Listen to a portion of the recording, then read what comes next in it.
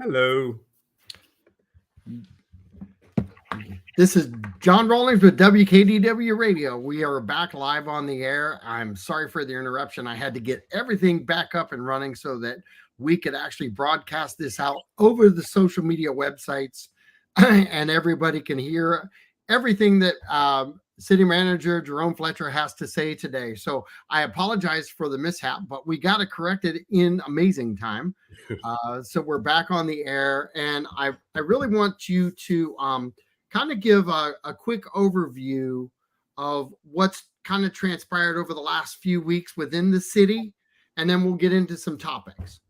Oh, absolutely. Oh, so over the last few weeks, we've had a good amount of discussion regarding the Live Local Act, which is something that went into effect in this July. It doesn't really help us in our effort of what we're trying to do based on our age and maturity as a city. Cities that are more developed and have maybe more commercial than they need, or still using their land for commercial and could spare some for affordable housing, is helpful for that side of it. We all know that affordable housing is important, but in our case, we're trying to build more commercial. We're at about 8%, and we're trying to get through to about 18% once the ULDC rewrite goes through. So the commission voted on 1024 to for us to explore a moratorium. So we're working on that, and there'll be more conversation from the commission on that on November the 14th. But we're moving forward on that, which is it's a touchy subject based on how we get there. The outcome is valuable, but how we get there is important as well.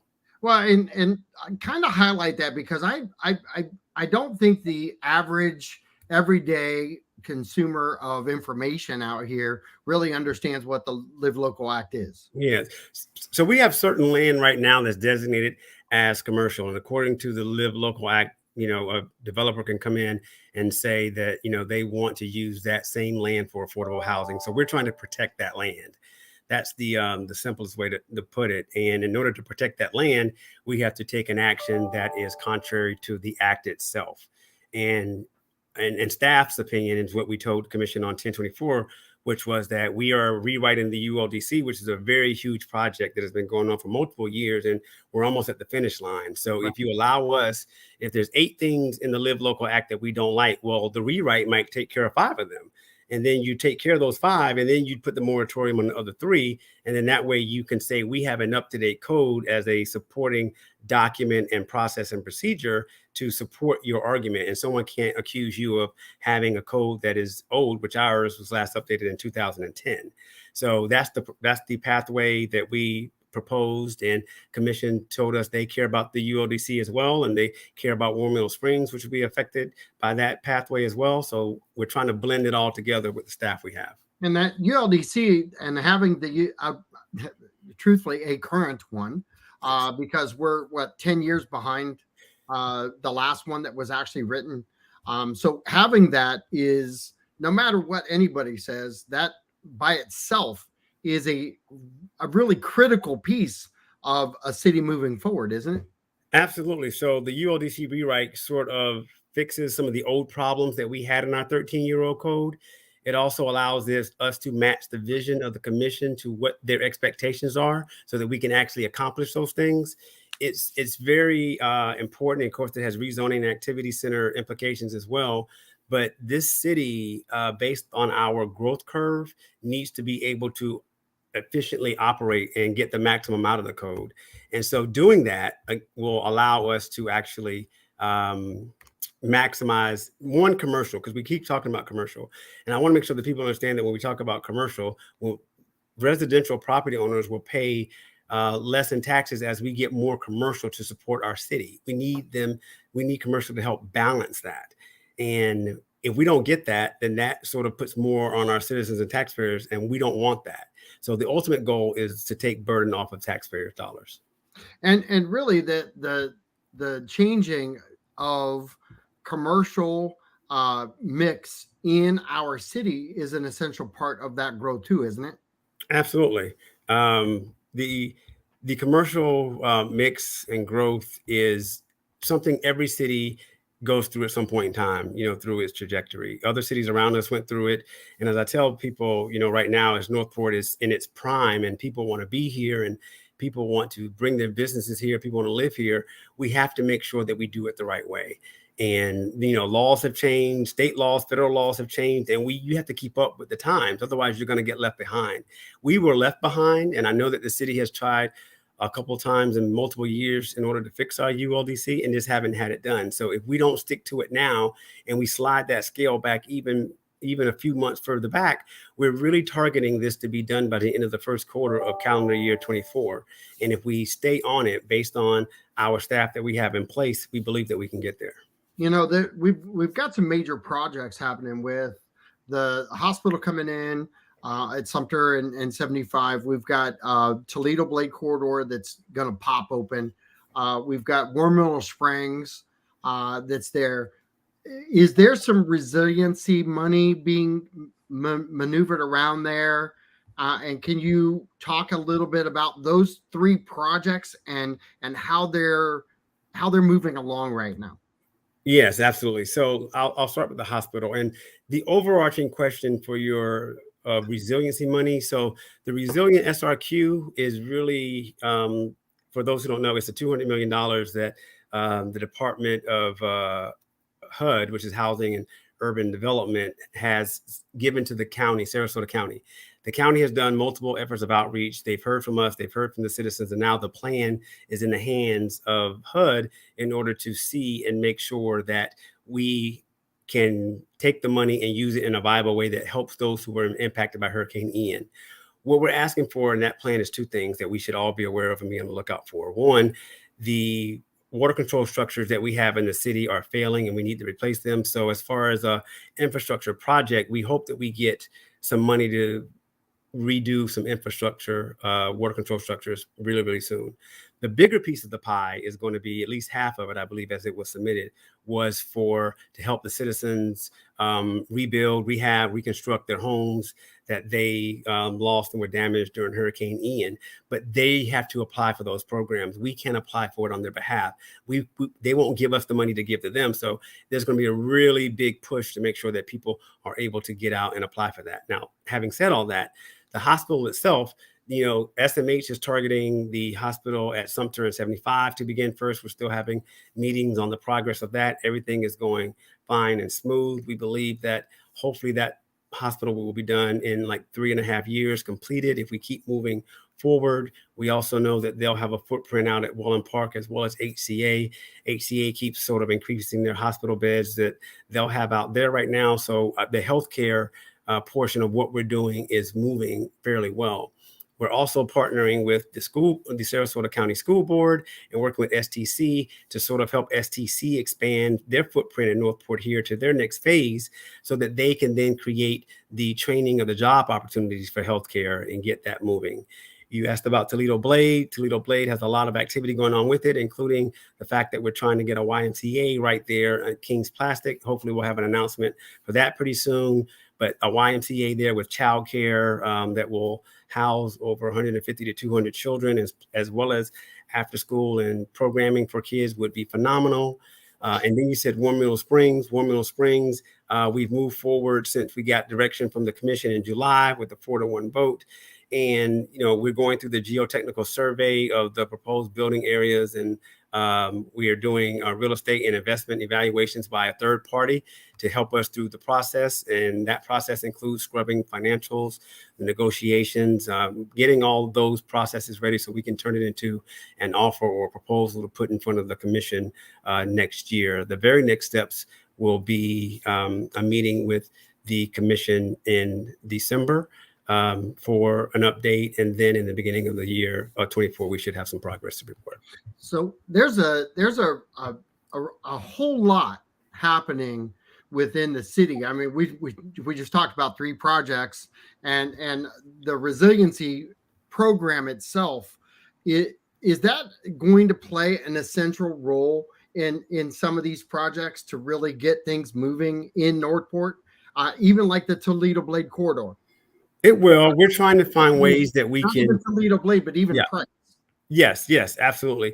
I think people only know what they see. So I tell people that there are a lot of things moving behind the scenes with, Toledo and Price. You think about the area right there behind the Pink Tequila, the little Coke bottle lake that's back there. We're trying to get that Love that. developed. Our economic development manager, Vinny Vascarenas, is working, of course, with our development services director, Elena Ray, and we're just trying to make sure that we bring some activity there so that people can see other diversity of whether it's food, whether it's shopping, walkability, other options, and everything just being built, west over there in Welland Park. We care about all areas of our city, and we have to make sure that they see developments in all areas to know that that's what our actions support. As a city manager, it is totally a different position than a lot of cities have. Most we have city mayors. We don't have city managers in a lot of these positions. As a city manager, what are some of the things that you deal with that people need to understand what your job is in relationship with the commission? Oh, absolutely. And you're right. We are a melting pot of sorts here in Florida, where we have a lot of different people coming from various areas where there's strong mayor forms of government and they don't have a person in this particular role. Now, my role in this commission manager form of government, simply put, is to execute the vision of the commission. If you really want to put it very simply, I run the day-to-day operations of the city, but it's in alignment with the vision of where the commission wants to take us. And their vision has led us to growth and economic development, balancing of our environmental efforts in that same context. We are always concerned about affordable housing and the activities that we want to bring for our residents to be happy here. And at the end of the day, the bottom line I'll say is that we are in a time where everyone is suffering financially. The economy and the inflation, things are just high for everyone all over the board. So what we try to do is make sure that when we do our budget process, we put together something that allows us to be very aware of the citizens who we are working for and to be very fiscally responsible. During this budget process, we were able to cut out over $4 million before the budget got to the commission, which helped it balance. And yes, I am aware that we did raise our electricity tax from 6 to 10%, and we instituted a pilot, which is a payment in lieu of taxes, for I believe 4 or 5% as well. But those were necessary in order for us to balance our budget while keeping our millage rate the same. And keeping the millage rate the same is something that's very important to us and our commission. It's the property tax. It's the one that hits everyone the hardest. And if we can continue to grow at the rate that we're growing, with that millage rate staying the same, then that's a very successful victory. Yeah. Well, I appreciate that you have a ton of responsibility and you answer to 5. And I just read the article in the Herald, mm-hmm. And I kind of want to broach that subject for a second, because what I find is that there's still some issues within the city hall walls. And I hate the fact that there is, because one, I think it draws a negative vibe down. I think we should probably handle this on some better professional levels. And I know that I watched some of the training that was provided at City Hall, several hours worth I watched, and I learned a lot. But as a citizen looking outside in, I look at it and say, why can't we act like adults? Can you kind of add some context to the whole scenario that played out in that article? Yes, absolutely. It's a very long answer, so I'm going to try not to be as long-winded as I could be with answering it. But, the situation happened with me and the commissioner having a conversation regarding me providing updates. It was our weekly one-on-one update, which I have my 2 assistants, city manager, in there as well, because I do not have one-on-one meetings with her. And this was an example and a prime example why I do not. So when we came into the meeting, she was already agitated because of an email that she received from a former commissioner with information that me and the former commissioner had spoken at a lunch prior to that meeting. And the response was, well, I should have called her and told her this information. And that is inaccurate because it was not time sensitive or rose to the level of me calling all 5 of the commissioners to tell this information. I was scheduled to speak to them all within the next 24 to 48 hours, except the mayor, who she was preoccupied with other pre-scheduled activities. So the conversation kind of went downhill from there. And when it got to the end of the conversation, the commissioner stood up and, she put her finger in my face and, she was yelling and I told her not to. And she turned around and she did it again, before she walked out. And again, that was par for the course. I mean, I don't think any of us were surprised by the behavior or were going to do anything other than sort of just keep moving on. But ultimately, she came back up and apologized about 30 minutes later after I finished another meeting. And when she apologized for waving her finger in my face, she called me a big bully at the same time. And so then, subsequently after that, an employee in the hallway heard something and came back in and told one of our employees, who came back in and told me. And when you have someone in this day and age who exhibits the behavior of rage and anger, and then another third party employee hears something and says something, we have to take those seriously, because all too often in our society, where I do believe there is a sickness that we have as a culture, where we see these mass shootings and incidents that we all say, well, we wish there were some warning signs. Well, these are warning signs. They may not lead to the exact outcome, but these are warning signs that when you see something, you say something. And it doesn't matter whether it was a whisper, a yell, it doesn't matter how this employee heard what they believed they heard.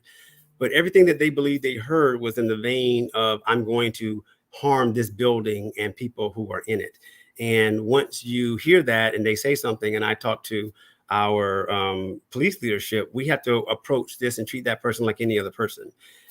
This wasn't said in a moment of jest, which, as you know, still should not be allowed. Let's be clear, because people get suspended and expelled from school just for saying that now in this day and age. And so we really take every life in this building and in this city seriously. So we took that situation seriously as well. And then it played out from there, from the actual events that happened to one of the friends of the commissioner reaching out to the media and them finding out about it the very next morning and having conversations about it. And, it's not a me versus her situation. This was her actions and her words led to us taking steps in the direction to make sure that everybody in this building was safe.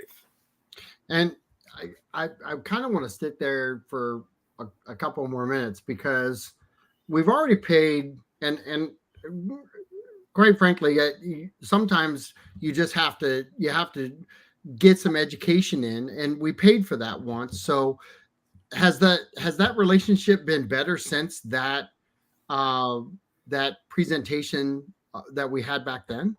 So the commissioner asked for this particular mediation, and I wouldn't do it without the other commissioners being involved, because, like she says, she's one of 5 bosses, and she says that often. She didn't say it on the day that we had this incident, by the way, even though the paper said she did. She never said that to us.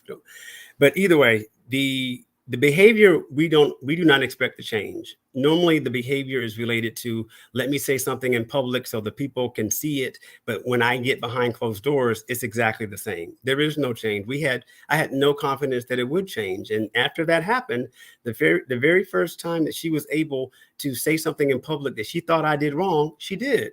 And it just keeps going on. I think we need to stop thinking that the behavior is going to change. This commissioner has been here for 5 or 6 years before I even got here. It was too late to change that behavior on my behalf. If she came in the door and I came in the door at the same time and we had a long tenure together, then we could maybe set different expectations of how to better interact with each other over the long run. But there's no changing that behavior now. And that behavior existed before I got here. It's not specific to me. It's not specific to the staff here. It happened to the staff before us. And if she were here longer, it would happen to the staff after us. But, it is what it is. We deal with it. We have a year to go. We'll give her what she needs and provide her with information to be successful. But we're not going to give her our energy anymore. And we're not going to let it take up so much of our staff time. So that's how we're going to go forward. Yeah, Bobby Shutt says the unprofessionalism and immature behavior, along with this commissioner's threats, are grounds for her removal. And I want to ask this, because education, let's approach this through without the commissioner and her name. Right. If something like this occurs, and I asked this question earlier to someone, and I said, if your boss does these things and is threatening, what what is the recourse? How do you deal with it? Absolutely. Unfortunately, I and the commission have very little options to police the behavior. Of course, if it rises to the level of the Commission of Ethics, you can file something there and go that path. But the removal is extremely difficult, and it goes to the governor. But we have crossed the threshold of a hostile work environment a very long time ago, and we are, as a staff, making sure that we put ourselves in positions now to protect ourselves. And that's the best thing that we can do. And we cannot sort of engage in the behavior. If I were to file a lawsuit of a hostile work environment, which would very well be supported at this point, it would only cost the city money to defend her in a lawsuit. And we're already paying money to defend her in a lawsuit. The city right now is paying over $30,000 for the current lawsuit for the ethics violation that has been filed against her.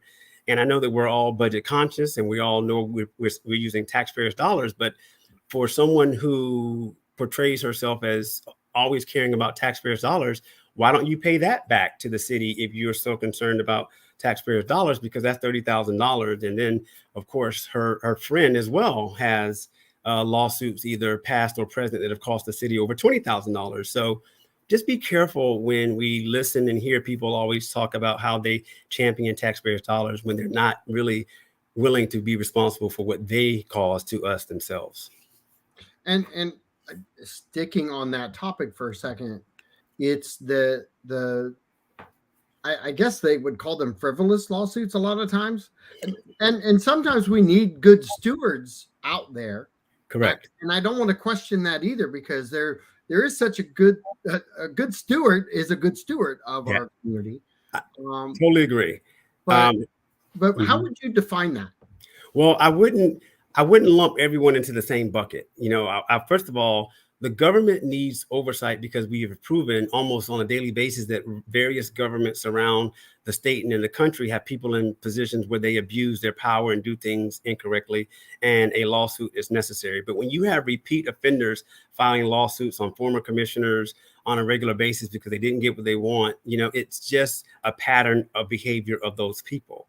What we're trying to say is that, and what we're trying to show every day is that we are leading the city in the right direction. And I feel like we're always being judged on the sins of our forefathers by saying, well, the person in your role before you did this, the person before your role, that role did that. We want to be held accountable. I have always said accountability is not a dirty word, and it does not scare anyone who works for me, because I'm going to hold them accountable. The commission holds me accountable, and the public holds them accountable. That's the way it's supposed to work. So if you are fearful of that, then you're normally fearful of that because you're doing something wrong. We don't have anything to hide. We make mistakes. I always say that. We apologize for them. We correct them. We don't make the same ones, and we move on. But the passion and the intent of myself and all of our team is to make sure that we do the best for this city every day. I want to ask the person at the city who came forward and made the complaint. Is there a way to protect her from losing her job, or does she feel threatened? Well, the first thing that the employee thought was that it would allow her to lose her job, because this commissioner has come after her job in the past in a public forum, wanting to eliminate her job while she was still in it in years prior. And that's unfortunate, because this employee is 80 years old, and she has worked here for quite some time. So I gave her the assurance that this commissioner cannot take away your job. I thanked her. I applauded her. She saw something and she said something. It would have been easier for her to just say, you know what, I'm going to keep my head down and keep moving. But the behavior that we've seen, you have to get to a point where enough is enough. And I think that we're all there. So we reassured the employee. We are making sure that everyone knows that our energy needs to be focused and pointing in the right direction. We need to do the best for 85,000 people, and not just one person who has continuous issues with multiple people over the course of time, all the time. So I asked that of the employee. Uh, are you taking this personal, or is your family? No, I'll tell you who is taking it personal.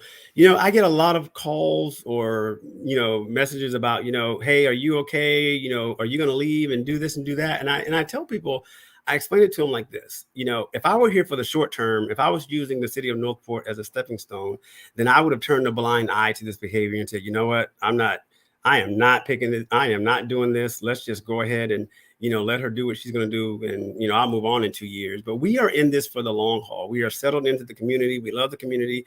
It's a beautiful city. We have a lot of stuff to do. I'm proud of what the team has done. I'm even more excited about what they're going to do. But I never take this behavior personal because I do believe there is a bias that exists between her and myself since the moment I interviewed, but I don't know what's in her head and her heart, and it's not my business to know that. All I need to know is that I need to do the job every single day, and it never says you're going to like everything about the job every single day. It says go do the job. You do the job, do it well, every day, rinse and repeat. That's it. Have you ever confronted this before? This kind of behavior? Yeah. I've seen this kind of behavior, but never from a sitting elected official while they were on the board. It's very unique to see the anti-government conspiracy theory thinking on the board at the time when you're trying to get things done. We as a board, collectively, they as a board are very, very, very good and strong. It is a phenomenal board because they're able to get things done. It's just a shame that the harmony that you would like for all of them to be on the same page doesn't exist. And that doesn't mean that we can't have someone who has different views of how to get to the same place. But if you don't share the same value system, you can never get to the same place. And her and I don't share the same value system. And I don't know if she does with anyone else. I'm not going to speak for anyone else, but. So I kind of want to jump into a little bit of the social media stuff because as a city, we do a really good job as far as getting that information out and trying to encourage more people to go to, I think, a position of strength when you're trying to seek information. Mm-hmm. And you had mentioned some friends that are out there, but some of the pages, some of the Facebook pages that we have within our community, some do good, some do okay, some have this idea that my information is the only way, my turn of the information is the only one I want out. And I kind of get frustrated with them myself because there are people that join those groups that don't say anything because they're scared because they're going to get shut off of the information. And it's kind of like this, I hate to say it, the bullying tactic of Facebook. I was going to say, it definitely sounds like bullying. It's amazing how the bully always calls someone else a bully. It's almost like when you're younger and someone accuses you of cheating on someone. It's normally because they're the one doing the cheating, so they're accusing you of behavior that they're doing of their own. But from my standpoint, Mr. Rawlings, what I would say is I would encourage the people who are in those rooms of more negative energy than positive to step out. Don't listen to the voice that's dominating the room. My email is scrolling down on the ticker. I can see it. Please reach out to myself or Anna Duffy and schedule a meeting. We're happy to sit down and talk to you and give you our side. It doesn't mean you'll agree and we'll sway you, but I would like for you to have both sides of accurate information as you make your decisions. The people who are leading the negative charges, look at where they're coming from. Look at the behavior past of myself, of what happened. These are not ideas. These are not actions that are unique to myself and our team or the current commission. It just will keep going on and on and on. So we have decided we are moving on from the negativity. We are not going to entertain it. We are not going to bring us down. We have tons of good work to do in this city, and we want all those people to come along with us on this journey. We have so many good things that if they would just give us a chance, for the ones who haven't already, and I do believe in my heart that the majority of our city is strong and we are rowing in the same direction. But I am greedy. I would like everyone to be on board with us. So I'm going to try to get as many people as possible. But just judge us by our actions and what you see, and don't believe everything that you hear from other people who are rooted in a negative lifestyle every single day, all day. Well, and I have a relationship with all 5 commissioners, and yourself, and a lot of people at City Hall, and I'm on a personal note. I'm really kind of distraught over this relationship. I know you both, and I find myself with the struggle, and I think I'm going to speak for a lot of people out there that find ourselves in this uh, really strange position of who do I follow, and I'm gonna go out on a limb and tell you what I think, and I tend not to do that too much, Okay. but uh, calm, cool, and collected usually wins over when I have to deal with business. And I lean more towards who's got their self in check. And so right now, because of not not what was said so much, but the fact that some things that were done were not denied. They were factual. Yeah. So it's like I I sit back and I wonder and what I would do, and I mean this even to the parties, both parties. How do you build the bridge for 12 months that things can move forward? This whole thing is about how can you get out of office in the next 12 months as a professional, and it's not you, it's the person who's here. How can you do that and transition yourself into what a lot of people have admired, uh, because they fought for things Right. and done things, and Right. it's not bad things either. There's rah moments, and there's this. You get your highs and your lows. I Can we just finish in the middle? Hmm. How can we approach that? Well, How are you going to approach it? well, and that's a good question. And I'll tell you how I approach it. So every single day, I come in here with something to prove, and it's to make sure that I do the best job humanly possible in this job. I don't want to be a city manager. I want to be the best city manager in the county. No, in the country, because that's what this city deserves. So every day I'm coming in here trying to figure out how we can do better. And I was just talking to another commissioner during our one-on-one. I was like, why am I picking these issues and problems to go solve? We got enough on our plate, because the work never stops.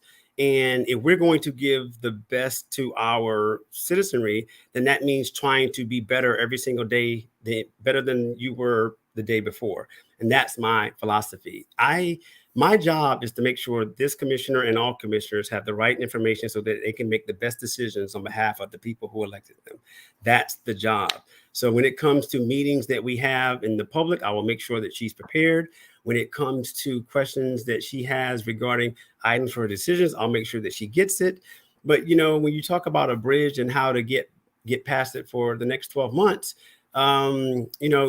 she and her friends have been involved in filing 2 ethics complaints against me at ICNA that were unfounded, both of them. The last one was by Miss Gibson.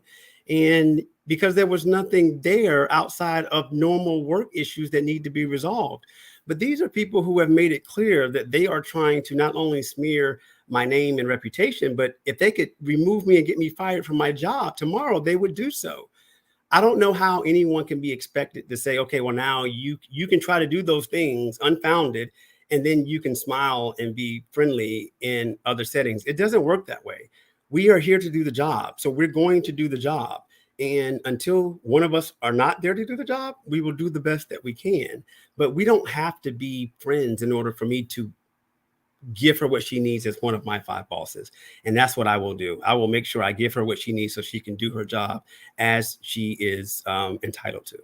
So, has there ever been, and I'm asking, here's the thing. This is one of those moments where you have to ask these questions, You and go right ahead. It's an unfiltered conversation. it is, and I love that about this show. Real talk is real talk. And has there ever been a time where staff hasn't provided that to her?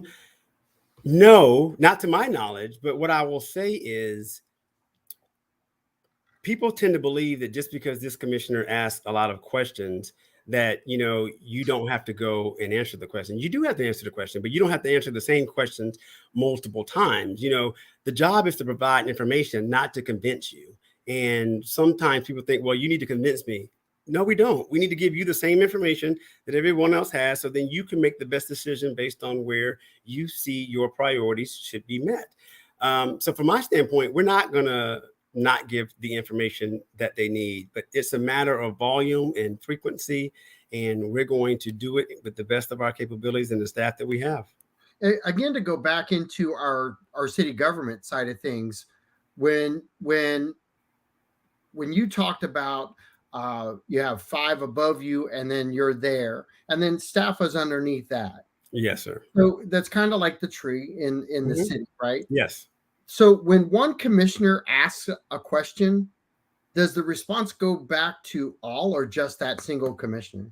It depends. Sometimes it's on an agenda item question where everyone could benefit from the knowledge of it, and staff will send it out to all commissioners. Or sometimes we get questions or situations with residents, and then that will go out to all commissioners.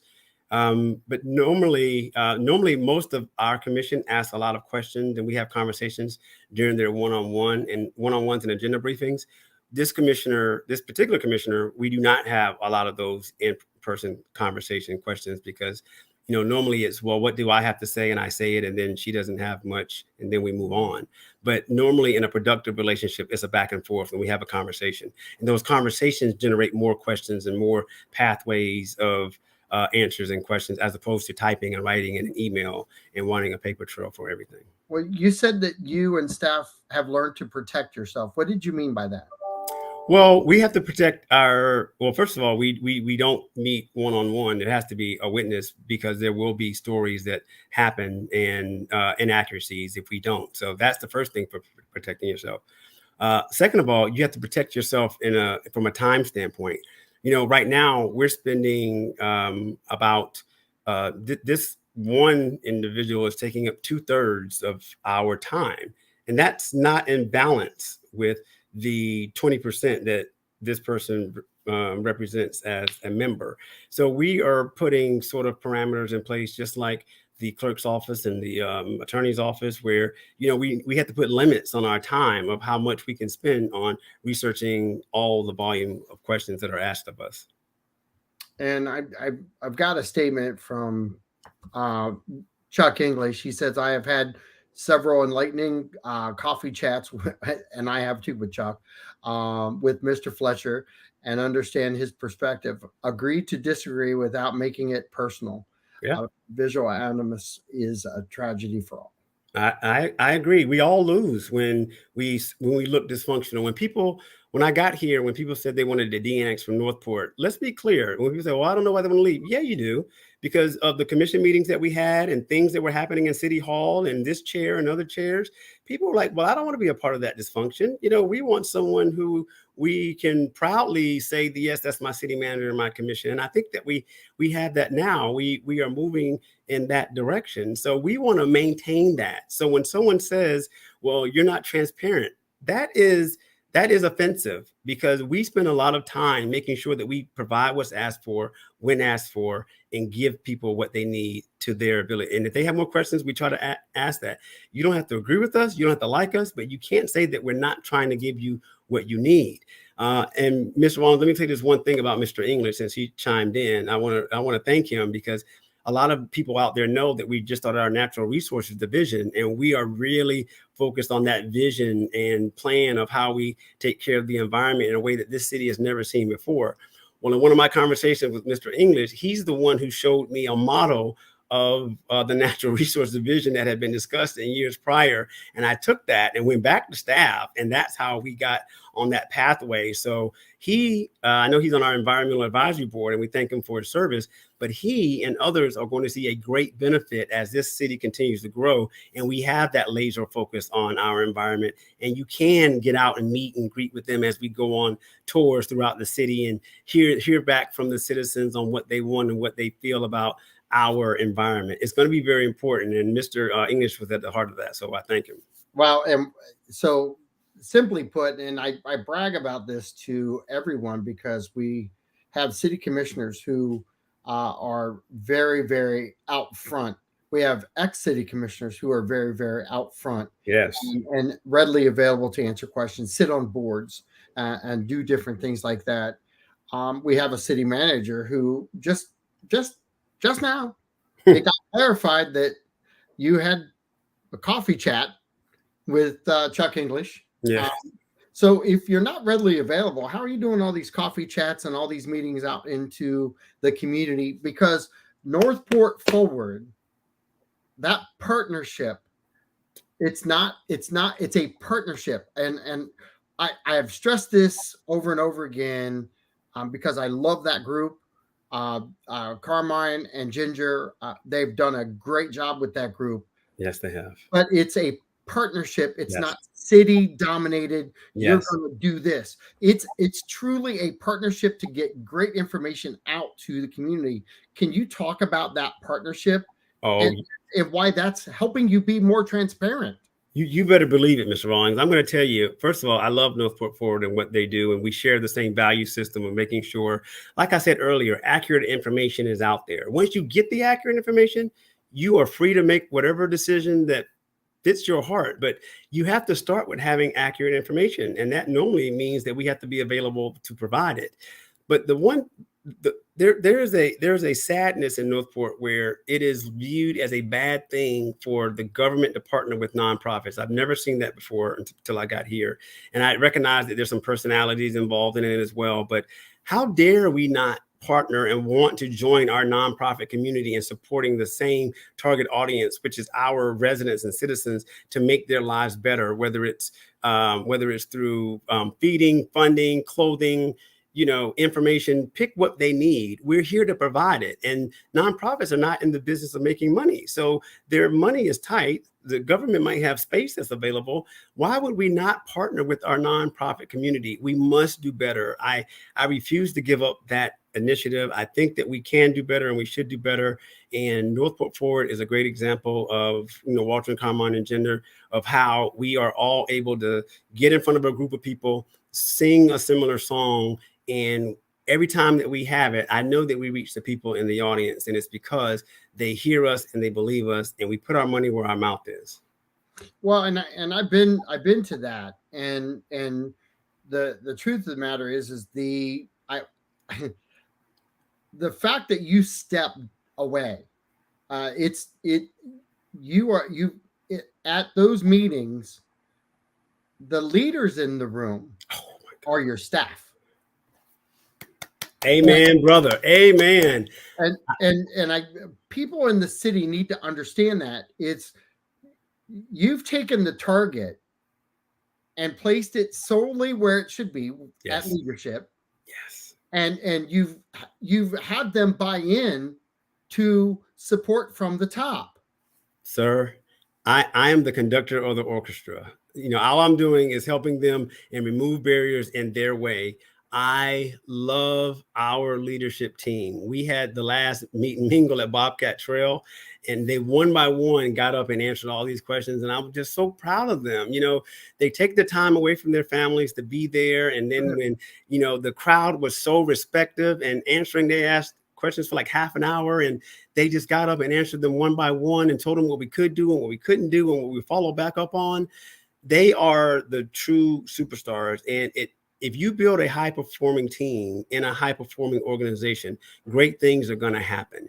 But it starts with the culture. It starts with hiring the right people who can share the same mindset, be held accountable, and then sort of have it cascade down into all layers of our organization. That is where the magic happens. But I love our team, and they are phenomenal. And I'm very, very, very, very gracious for all of them being here. So, and I'm going to kind of jump back for a minute and come back. I want to jump back into the fire for a second. Go right ahead. And it has to do with a lot of the layering of complaints and different. How do you deal with staff and keep them fired up and laser focused? Your words. Yes.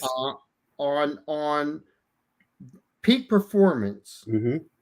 When you have the negative pull of certain people within our community and it's consistent. Absolutely. So first of all, you got to put up a layer of protection for them. Whether it's at a commission meeting, they feel very intimidated and threatened by hostile behavior coming from the dais. You got to step in to make sure that we protect them, to make sure that they're comfortable to give their best. Some of our staff have been attacked and their ethics have been questioned by, again, a commissioner, which is not very common in the realm of business that we do. But when we talk about making sure that they're their best, they have to know that you are going to support them and you have their back. And that does not mean they're always right. Does not mean I'm always right. Sometimes we have conversations and I lose based on what I want, the way I'm trying to get something done. And sometimes they win, but we share in the outcome that we're trying to achieve together. Normally the outcome we're in alignment with, we just disagree on how to get there. And if you think about it, that should be what politics normally is. You normally agree on the outcome, you disagree on how to get there.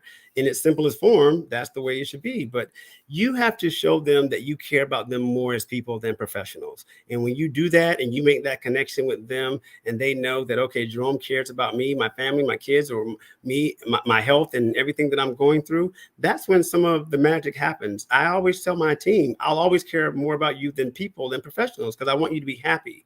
You need to be happy in order to be your best. In order to be happy, I got to provide the right environment. In order for me to provide the right environment, I got to make sure I'm leading in the right way. So that's my responsibility and my charge, and I take that seriously.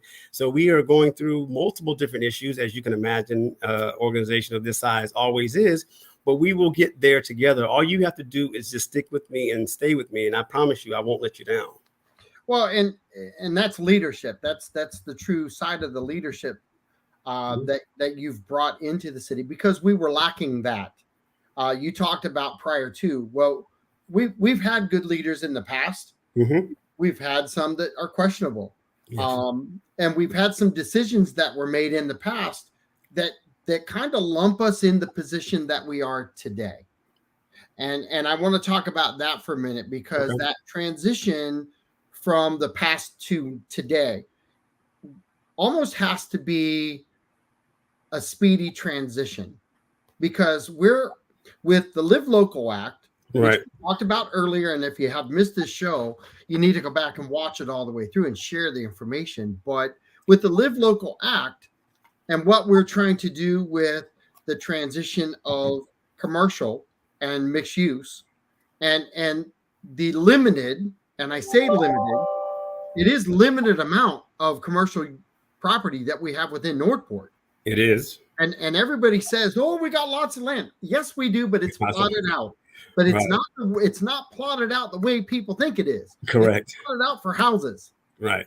And so if Live Local Act comes into our town and does what they could do, right, is that going to hurt us and cause our tax base to be hurt?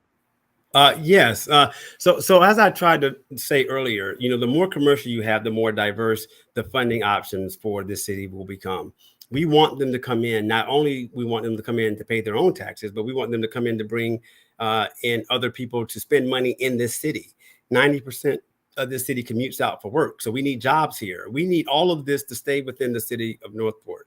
And we have been a traditional bedroom community, and I guess the affordable housing cradle of the county, I think we used to be called. And now is anything really affordable anymore? Nope. I would question that and say no.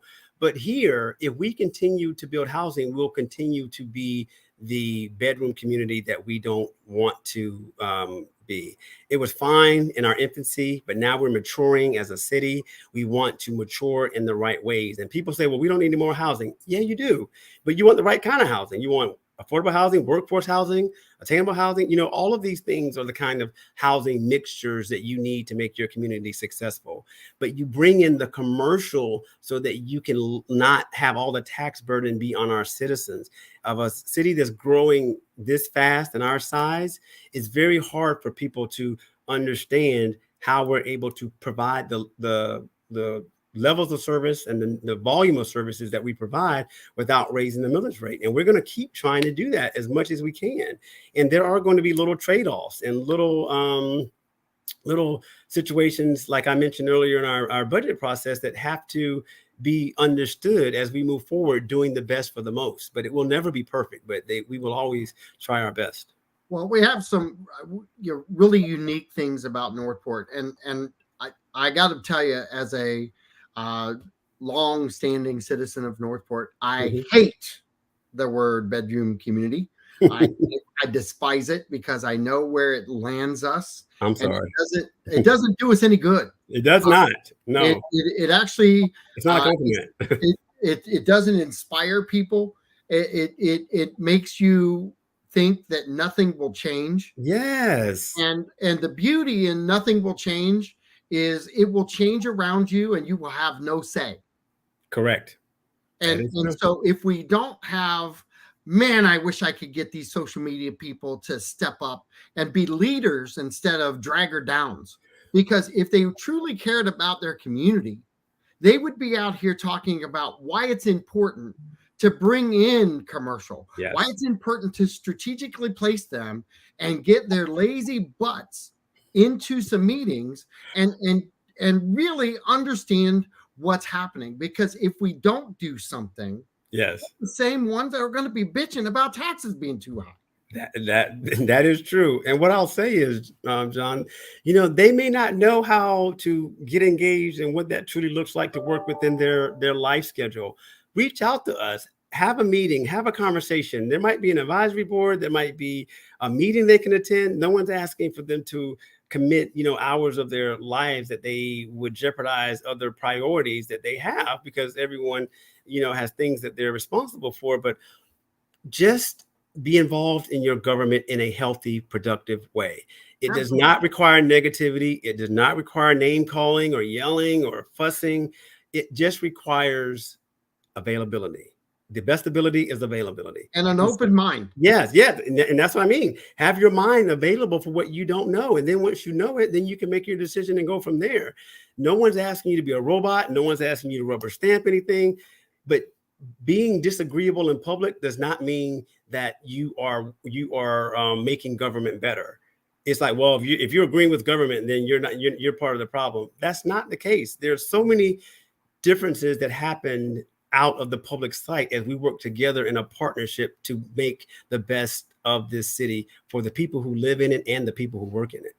Well, and I'm going to say this because on one hand, I'm disappointed with the newspaper articles that are out, and I hope that crap stops. It needs to be handled on a professional level, and if you can't do it on a professional level, just stop, because the deterioration of our city is the mockery of behavior.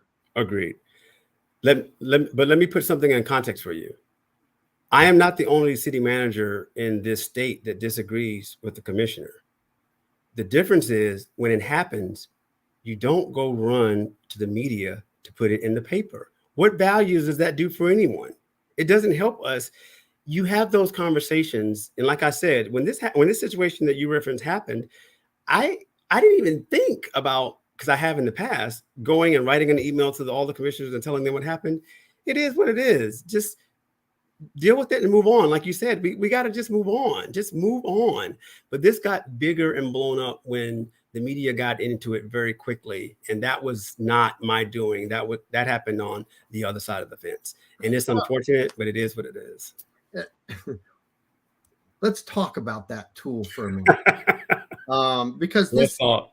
this Yeah, is kind of the the media tool yeah, that we use to try to, one, I try really hard with all the commissioners. I've had a lot of them on lately, and there's I'm so blessed to be able to have access and be able to provide access of information to the community. And there have been times where I'm frustrated, because there are things that I want. Um, I'm not going to get everything I want, but right. sometimes as a community and a newer community, you have to compromise. Correct. You said that earlier. You said that about staff, where there's a trade off, but uh, are, you also said something about outcomes, and I want to know, are you leading with outcome driven results? Yes, and in multiple ways. So we base our strategic plan and our budget on the outcomes that we're trying to achieve. The money should go where your priorities are. One good example is the natural resources division. It was one of our pillars of priority, but then when you look at our spending, it was like 2% or 1% of our total budget. Doesn't make sense. Economic development was the same way. So the commissioners right sized us and gave us more economic development staff so that we can be stronger in what we do to grow our city and its resources. From a staff standpoint, as we lead by outcomes, one, the first thing we have to do is make sure that our employees are happy in what they need. We got to make sure that they're challenged professionally to keep them here. In this day and age, it's unfortunate, we got to make sure that our compensation matches our peers. Otherwise, we will lose them.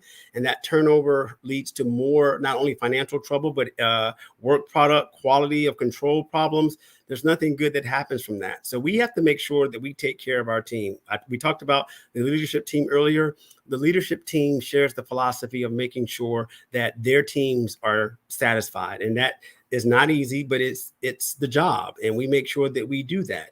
And as we talk about the outcomes that we expect from them, the main outcome I expect for them is I want them to be happy and coming to work every single day. If people are miserable coming to work every single day, then something's not right. It goes back to that culture. And what sort of example are you setting when you lead? That example has to be authentic. People will only believe you if they think you are being true to what you say. And that comes over time where you have to show them better than you can tell them, but you have to be consistent. If I am mean to them one moment, nice, then mean, then nice, then mean, then it's not going to work.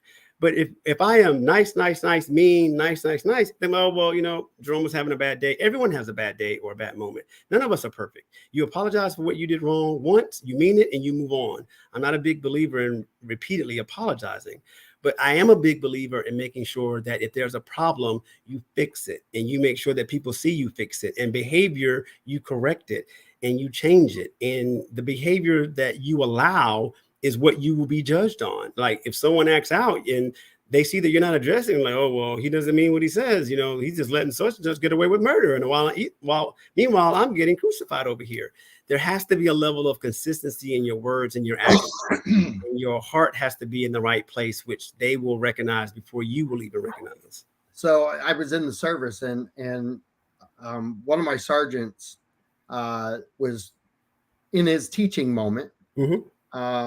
Made a statement. I've never forgotten it, and it'll take 1,000 attaboys to make up for one. Yep. Screw up. He said something else, and it sunk in, and so I gotta believe that there's some feeling on multi levels of people in this world. Mm-hmm. That wish that they could take moments back.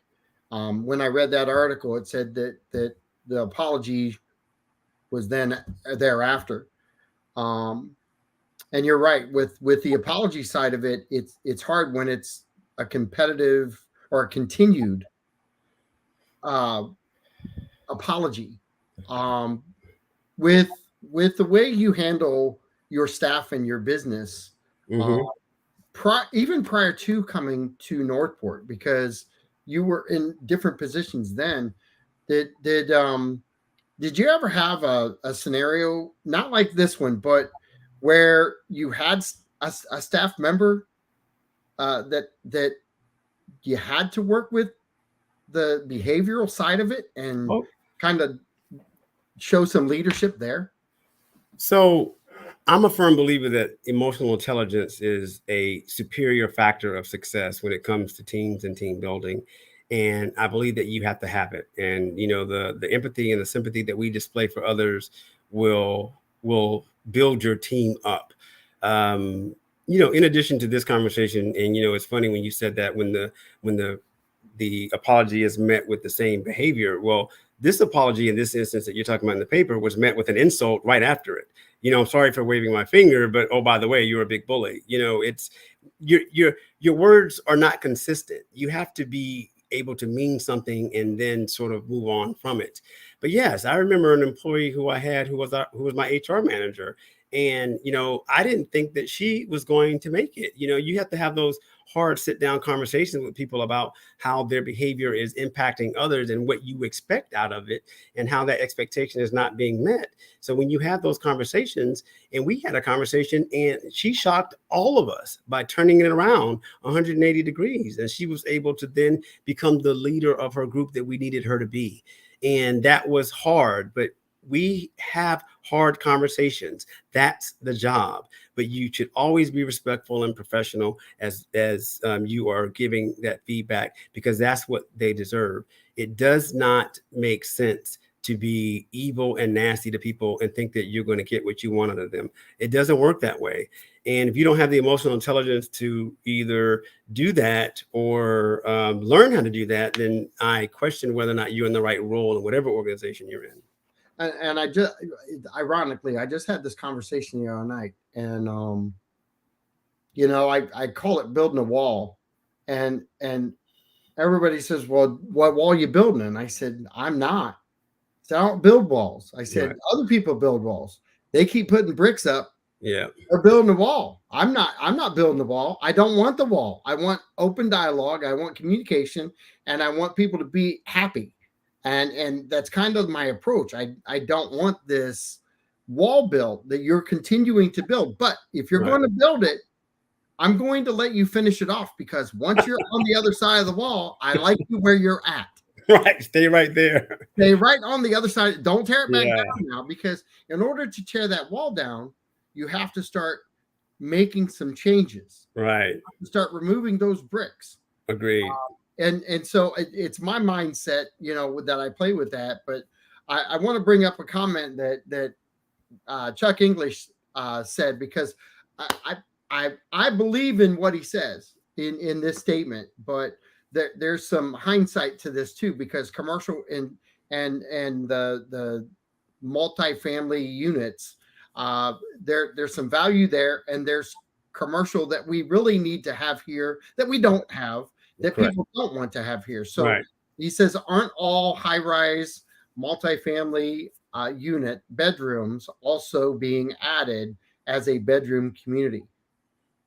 Yes and no. So, and first of all, let's be clear. Me and Chuck English, we talk, what I would call regularly, but we do not always agree. And that's the great thing about Chuck. I love Chuck. Right, exactly. And Chuck's not going to agree with you on everything that you say. And, but he is very respectful, and I always appreciate him and his comments. So what I would say is, people typically say, well, we don't need any more housing units. We know we're already overbuilt with a housing community. You do need more housing inventory. You need the right kind of housing inventory to match the level of commercial that you should be pursuing at the same time. Both can happen simultaneously. I would never tell us to stop building multi-unit units that fall in line with the just traditional thinking of a bedroom community, because we have 85,000 people and growing to the city, and they've got to live somewhere. But we want them to live here. But I think that our eye was taken off of the commercial at some point in time, or maybe it was never there. I don't know. But in order for us to be a balanced community, we have to make sure that the housing, the commercial, the environment, the job force, all of those things are looked at simultaneously. We can look at them all at the same time without sort of neglecting one of those areas. Well, we're also, what is it? The 5th largest landmass city in the state. That sounds right. Mm-hmm. Yeah. And we've got 85,000 plus people here now. We're truly on pace, I believe, within the next year and a half to go over 100. I agree. We have very, as far as I'm concerned, a footprint of commercial property that is bar none probably the lowest on this coast per city. Yes. And that includes Inglewood. Yes. I think Inglewood has a larger commercial product to push out there than we do. Mm-hmm.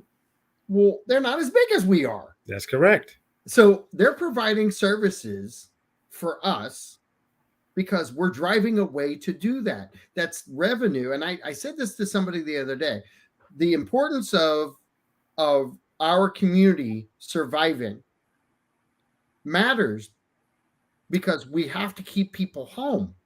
Correct. Now, whether that's bringing them back home or having people drive in to go to restaurants, to go to products, to see Welland Park, to Yes. go to Warm Mill Springs. Yes. Those are the generators that we have to have for income Correct. to supplement our driving away to have lunch in other communities. That's correct.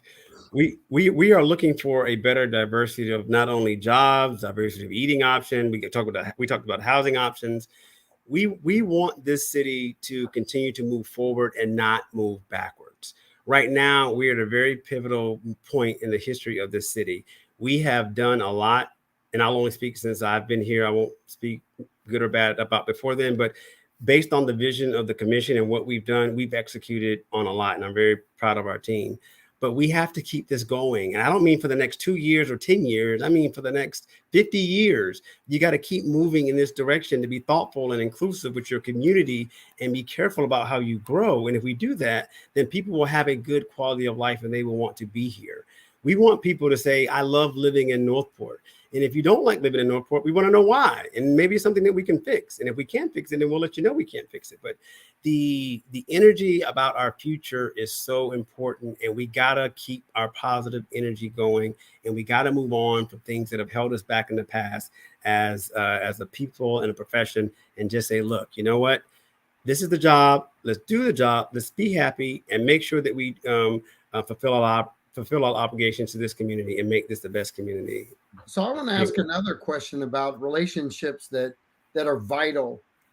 We have a Chamber of Commerce that is extremely active, Mm-hmm. and can you talk about the relationship that you have and staff has with the Chamber of Commerce? Yeah. So when I met with Bill Gunnan on a meeting last Wednesday to discuss another situation where it didn't go particularly smooth with me and one of the board members, I said to Bill, and I was very clear. I said, we need you. Period. There's no city of Northport growing our business community and partnerships without the Chamber of Commerce. Bill has been very welcoming and very open. Emily, I went through their leadership, the entire group of them have been very big, and we need to support them. As we're talking about how we want to please our community, that the business community is a big segment of that. And we talk about, well, you're raising fees on them, and this is what you're doing. Sometimes, well, let me be clear, my relationship with you cannot be built on me giving you everything that you want. It's never going to work that way, because ultimately at some point in time, I'm going to have to say no, or something's going to happen. But you have to believe that based on our body of work and what we can do, we will do.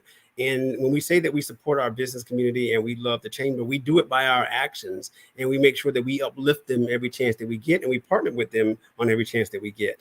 Their members are important, but the entire business community is important. We talk about the small businesses. How can we have an entrepreneurship center? How can we partner with the chamber to make sure that we promote the new businesses coming into the city?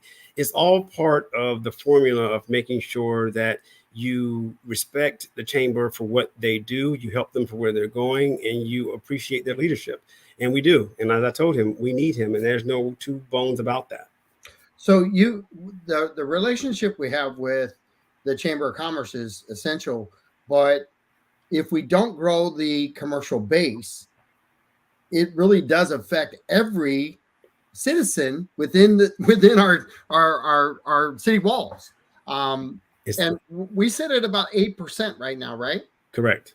So if we're at 8% on commercial, correct, what is it that you, as the city manager, because you put together budgets and your staff puts together all the budgets, and you crunch all these numbers, what is it that we should target as citizens? What is it that we should be backing you on to help us get what we want? So the main thing that's on the plate right now to answer that question is the ULDC rewrite. There's rezoning and activity information changes to our code. We can't get to 18% if we don't change the code. The code is, when you talk about mixed use and where it's going to be industrial and commercial and where it's going to be, all of that is factored into our future. So we're looking for support on the ULDC, but it's not easy because there is a negative impact of people who are in certain places. And we acknowledge that. The problem is when you do something on this scale of size in our city, there's going to be things that we cannot control that are going to be unintended side effects. And we're trying to talk through those and minimize those as much as possible. But we need the ULDC to be our weapon to move this city forward. We get that right. You keep the right people in place. You keep the right actions on track. That's how you get there. But it starts with the ULDC, to answer your question. Is the ULDC a true roadmap then? Yes, it is. It's going to be a roadmap. There's 5 chapters and I think an appendices, if I'm not mistaken. But it most certainly is a roadmap. It's going to tell us where and how we're going to develop ourselves. And, you think about the mobility plan as well, how we're also going to build the infrastructure of transportation, whatever that looks like, and as far as the roads and bike lanes and other things that we want to do to help people be able to get around through our city. We're 104 square miles, but we need to have better roadmaps on, and then execute on those roadmaps. So the roadmap is one thing, but then you hold your government accountable for doing that roadmap. And that's where the magic happens. If we put something in our budget and we say we're going to do it, you should be looking on our website to see the progress of it through our dashboard, or you should be showing up in a meeting or sending an email or calling whoever you want to call, one of your commissioners, and say, hey, what happened to this project that you guys said you were going to do 6 months ago? Can I get an update? And, maybe it's time for a public update, or maybe you can keep it there, but you have to hold us accountable for what we say we're going to do. Government can tell you anything in the moment, but you have to follow up and make sure that they did what they say they're going to do. I've seen it far too many times. Well, I love the fact that you're willing to come on the show and give quarterly updates. I love that because it gives us a true opportunity. Here's one of the a reason I love doing this is because we've got people asking questions and you're answering them on the fly. Mm-hmm. She said, I understand the need for business growth. And this is from Jody Vaughn. And by the way, Jody Vaughn, STC, Toledo Blade employee, and part of the admissions. So if you have any questions about going to STC, check them out. Great nursing program. You've got carpentry. You've got all kinds of stuff, and we've got growth coming in that area. But feel some rezoning of commercial inside of a neighborhood is not the best vision for moving forward. Yeah, absolutely. And so thank you for that question. And we actually have heard that, from her and others, and the commissioners have heard that, I will say, from her and others. And there has been some tweaking of our plans that staff has provided.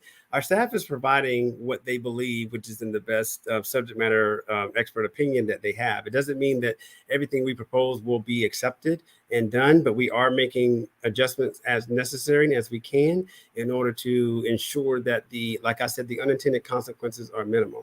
So we are doing our best. I have heard about the zoning inside of neighborhoods.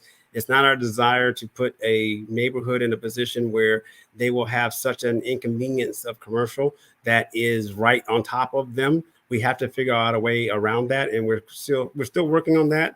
The process is not finished. There's multiple more public conversations that we'll have with the commission, and I'm sure we'll get some more traction on resolving this. So the unique thing I have to bring up, and she says, where would any revised plan be? The latest plans that we have would be on our website in our planning and zoning department. There's a map on there. I don't know if and when how the last one was posted, but we do have a workshop on Monday, which is November the 6th. And in that workshop on Monday, we'll be talking about activity centers. So that'll be a good place to tune in for the latest conversations on mapping. And isn't that part of a recorded meeting that oh yeah, it's recorded through YouTube. You can watch it if you can't attend in person. It is, I believe it begins at 9:00. I can double check while we're right here, but I believe it's at 9:00. But if you can't make the meeting in person, it will be recorded. And it is 9:00. Yes, like 9:00. Jody and Chuck English and the rest of the viewers out there, if they were to want to get information out, and she actually says, I'll be there. See you there, ma'am. Yeah. So introduce yourself. I'm sure that Mr. Fletcher will not forget Jody's name at this point. You better believe it. And really, she helped me out quite a bit the other day with a student question, Okay. and she's a good asset for STC. Like I said, check out STC and promote as you do. I know you do, and that partnership that you have there is essential to our growth too, isn't it? Absolutely.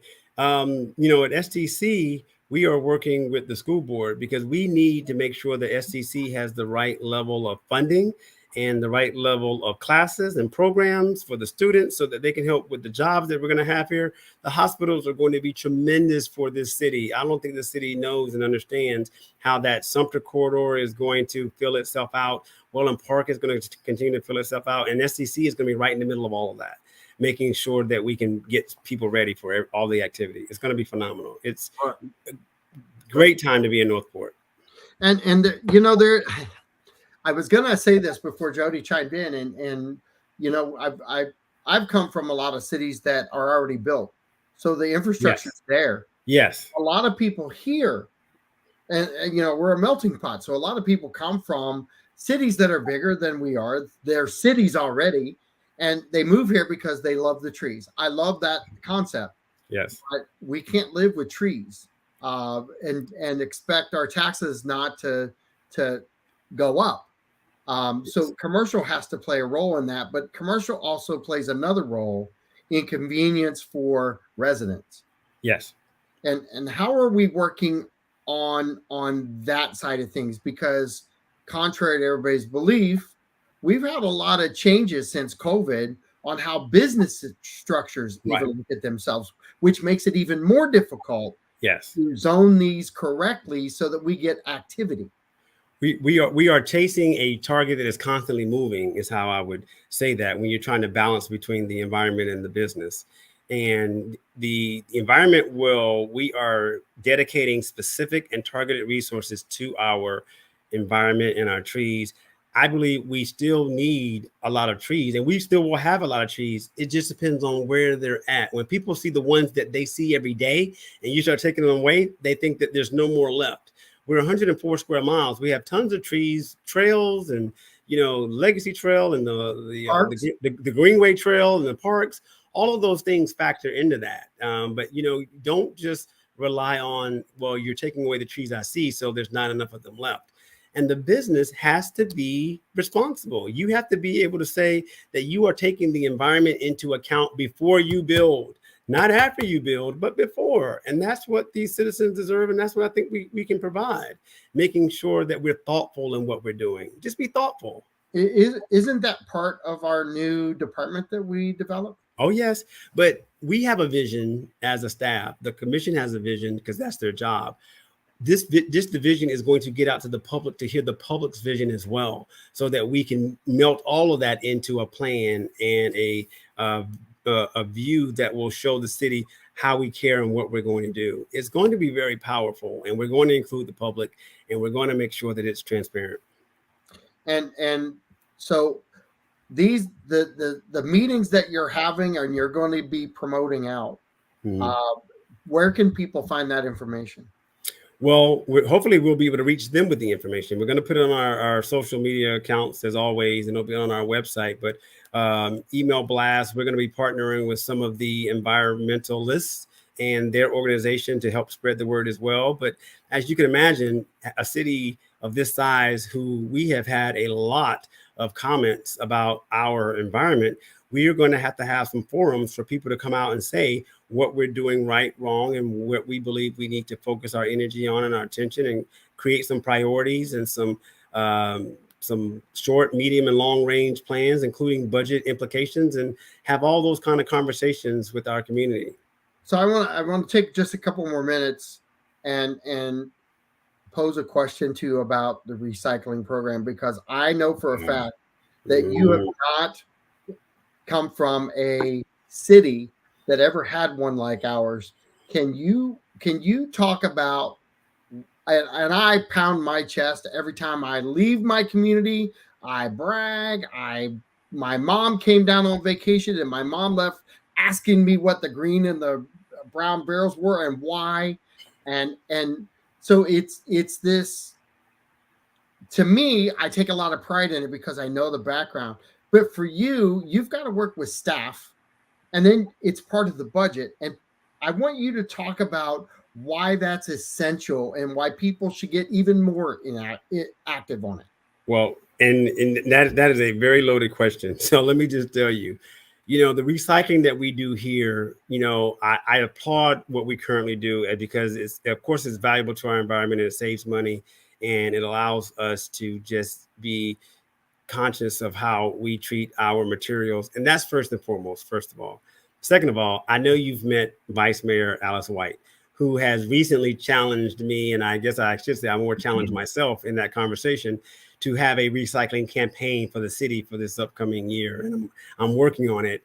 And she makes some very good points, whether it's the lack of recycling receptacles in different places, the lack of promotion of the benefits of recycling, how to recycle, what it's like. And I was like, you know what? I was like, why do we not? And I've already talked to our public works director about this. Why do we not create a campaign around that and make that part of the energy of 2024?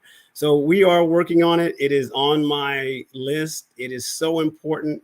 I think that if we can get something that has once again, some energy around it, people will gravitate towards it and get on board with it and do better with it. But I am working on that. I'm glad you said that, and I'm glad you dug into the playbook, but it is very important for us. Well, and I'm going to trigger some other thought for people who are listening right now, because you, again, sit with staff, you do the budgets. When it comes to recycling, yes, there's a positive with our number in recycling with other cities don't have. True. And how does that affect the everyday worker on their tax dollars? Oh, yeah. I where are you going with this, sir? Yes, absolutely. The more we recycle, the less we look for other revenues, which includes raising fees and taxes and other things. So if you recycle more, we will be able to make more from that and then add to our revenue streams that we can reduce by increasing other taxes or fees. And I get that. And I know that no other city can do that. Yeah. No other city that can do that. And I know. And I'm glad that we can hang our hat on that. But I'm telling you, Vice Mayor White is on like all the time. Like, we got to do better. And I'm like, I am going to make her happy. I am. I'm going to make this be a community effort that we can do. And if we do that, if we do better with our recycling efforts, like you said, and then the board sees that we're doing that and they're happy with what the outcome is, I think that it matches the pillars and the direction that they've already given us. It's just more about how do you get something very specific done. That's a victory. A 5% tax increase or a 10% increase on recycling. There you go. Which do you want? I can throw my trash in the right spot, right? Recycle properly, yes, and not increase my taxes, or I can just be lazy and throw it on the trash can and bitch about my taxes going up. And it's something everyone can do. Everyone has a part to play in that. Absolutely, 100%. Across the board. All right, so I have overstayed my welcome with you, I'm sure, but I want to give you an opportunity. Just if there's anything left on your agenda, have at it for a second. Let me just say, first of all, to all the people who, they, whether they read in the paper or they read in social media, please know and believe that your government is here to serve you in the best way possible. We are not perfect. We will work better to get it right. We want to be inclusive. We want to hear from you. We want to know how we can, like the walls that were talked about earlier, stop you from building that wall. We don't want that. I want you to come with us on this journey. This is going to be a great journey together. We believe that we have a lot of good things to do in the city in the near and the long-term future. We just want you to be a part of it. We want you to be happy here and have a high quality of life. We're going to provide it. We're going to show you that we care, and we're going to show you that we listen as we solve problems together. But if you are in any sort of a negative space and you want to reach out, please reach out to me and schedule a meeting. I will meet with just about anyone who has not burned a bridge that cannot be recrossed. And there's only a few select people who have done that and they know who they are. But for everyone else, please feel free to reach out and talk to us and let us know how we can help you love the city as much as we do. And I got to say, let's keep Northport momentum moving Northport forward. Oh, I love it. Love it. My Uh, man. Yeah. you came up with a line, and I'm gonna let you end with it. What was your line for our community? Our community of unity. How's that going? It is going great. Listen, that tagline was born out of the de-annexation effort when I first got here. I was like, how can we be separated? And they explained to me, and I think it was October 9th that we received the latest update in that case. And that was, October 9th. We received it, and the judge ruled in our favor and disposed of the group's claim in the case. And their deadline to file an appeal is November the 8th.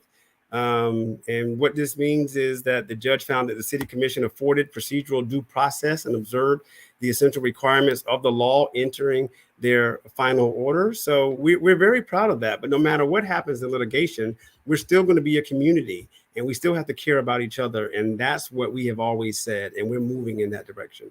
So community of unity is really including Welland Park. Everyone. And everyone. And Welland Park is an essential part of what we're doing, even on the commercial side. Absolutely. And there's real value there. It all comes into the city of Northport's pot. And no matter whether it's Welland Park or Legacy Northport, we care to make sure that we all put it in, we all benefit from it, especially from a taxing standpoint, from a quality of life standpoint, a diversity of activity standpoint. We should be proud of the entire 104 square miles that encompass our city. And I'm not willing to let any of it go, because I want us to maximize all of it. And that's how I look at it. And as I said before, months ago, a year and so ago, it doesn't matter who wins the litigation. We're too close to each other not to be the same community, no matter what you're called. We got to live together, and we got to work together. And it should be in a sense of friendship, not out of a sense of hate. So I'm gonna end with you with this opportunity to thank your staff. My staff, you all are the best staff in the world. I appreciate the hours, the work. People will ever recognize what you did and went through Hurricane Ian, and sacrifice your own lives to help the lives of others. And that's what true public servants do. We have a great public safety team that actually puts their lives on the line every single day. And that cannot go unnoticed in this day and age where bad things happen all the time. And there are people who support public safety and say they support staff. We need to support all of our staff. We're all 800 something of our employees are public servants. And we do this because we're trying to enrich the lives of others, not necessarily to make our own lives better. But we do live in the community that we serve. And that's another positive, where we can say to the number of people who live in the city of Northport who are able to reap the benefits of your hard work. So thank you for all of your hard work. You're the best. You know where I'm at if you need something. I trust and believe in you, and let's keep doing what we're doing and showing the world how strong we can be together. Well, Mr. Jerome Fletcher, thank you so much for being part of the show. Thank your staff for making this quarterly event. And I hope the next quarter comes as fast as this one did. It did fly fast. It went really fast. But yeah. I really appreciate you taking time out of your day to stay an extra 40 minutes and my pleasure. Really get the information out that is so desperately needed in our city. So thank you so much for your time. My pleasure. Thank you for having me, sir. I appreciate it. This is John Rawlings with Real Talk Radio 97.5 FM and City Manager Jerome Fletcher of Northport, the city of Northport. I appreciate you, and have a great night and drive home safe. We'll talk to you guys soon. Bye-bye. Absolutely.